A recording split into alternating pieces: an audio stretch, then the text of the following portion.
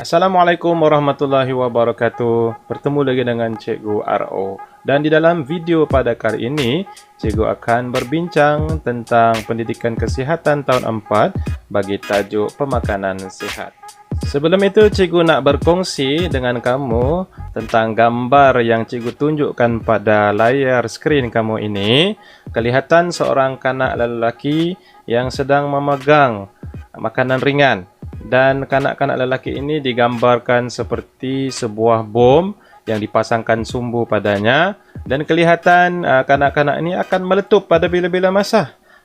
Dan cikgu nak kamu berfikir apakah makna di sebalik gambar yang cikgu tunjukkan ini. Dan baik, kamu boleh merujuk kepada buku teks kamu muka surat 96 dan 97.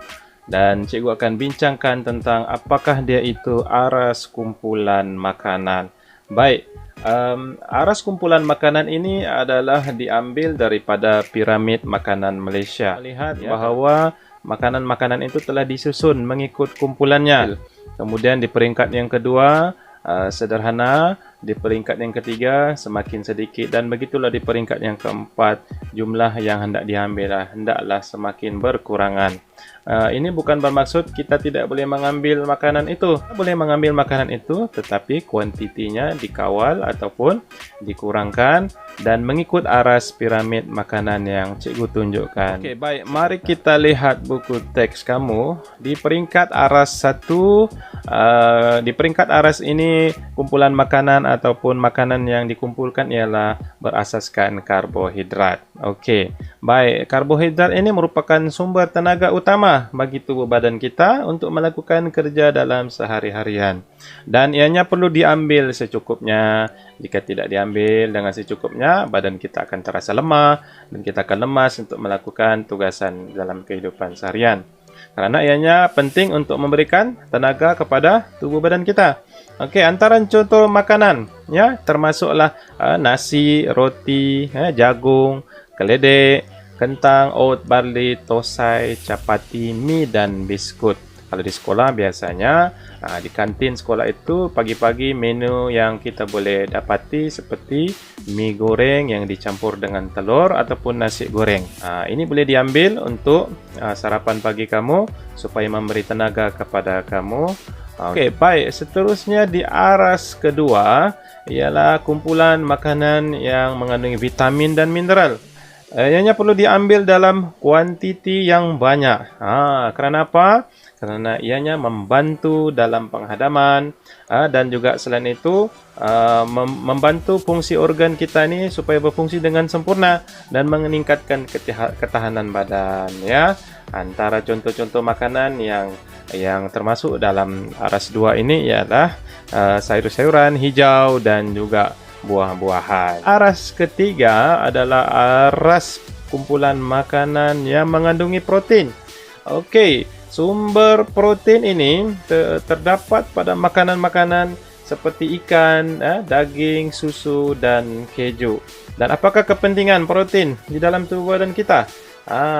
Ianya boleh membantu proses pembesaran seseorang, dan kuantiti makanan yang kita perlu ambil bagi protein ini hendaklah dalam keadaan yang sederhana sahaja. Dan kalau kita tengok pada aras yang keempat, ini adalah kumpulan makanan yang mengandungi lemak, minyak, gula dan garam. Okey, ianya sebenarnya memberikan sumber tenaga dan nutrien kepada badan kita. Bukan bermaksud makanan ini tidak boleh diambil, kerana ianya membekalkan badan dengan tenaga dan juga sebagai penebat haba. Apa contoh makanan? Contoh makanannya termasuklah garam, gula dan juga minyak masak. Baik, seterusnya cikgu akan bincangkan apakah dia kepentingan kita memilih dan mengambil pelbagai jenis makanan daripada piramid makanan Malaysia. Okey, yang pertama sekali ialah tubuh akan mendapat semua vitamin dan zat galian yang mencukupi. Okey, selain daripada itu, ianya juga akan merangsang perkembangan mental dan fizikal yang sihat. Ya, tubuh badan kita ini memerlukan tenaga.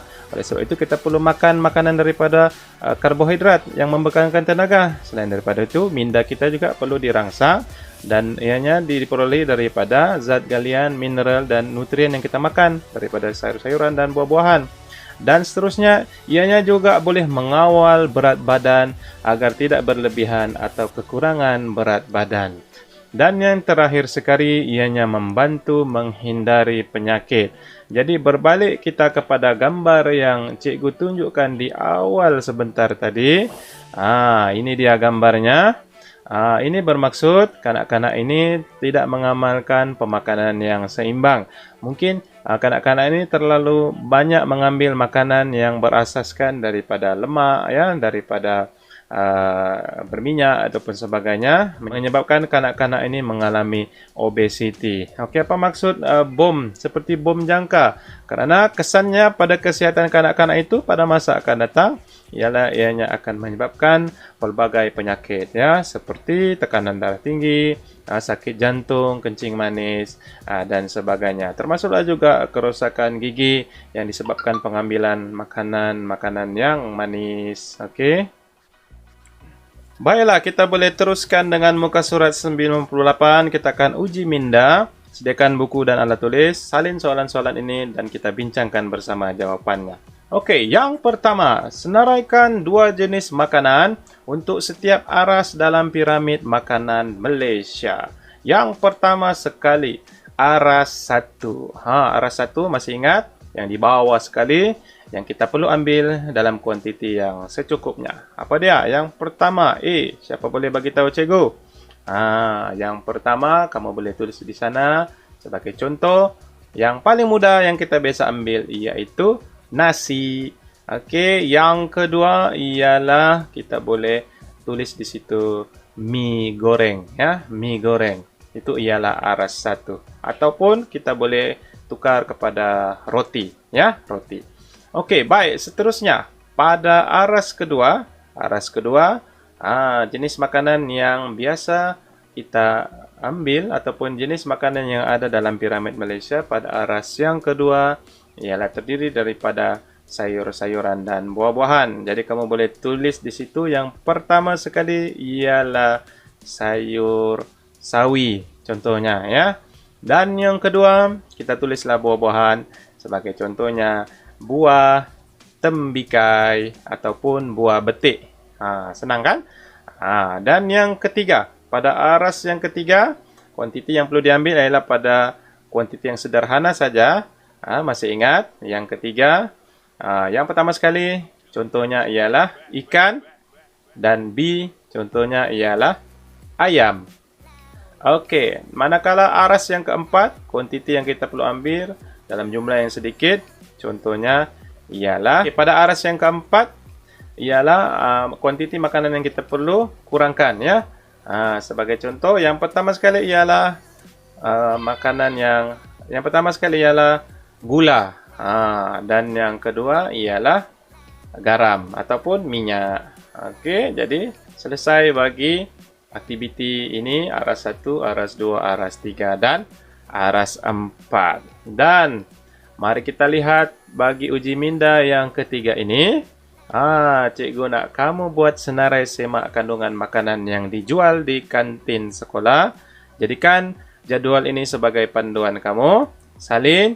Dan cikgu nak kamu lengkapkan jadual ini.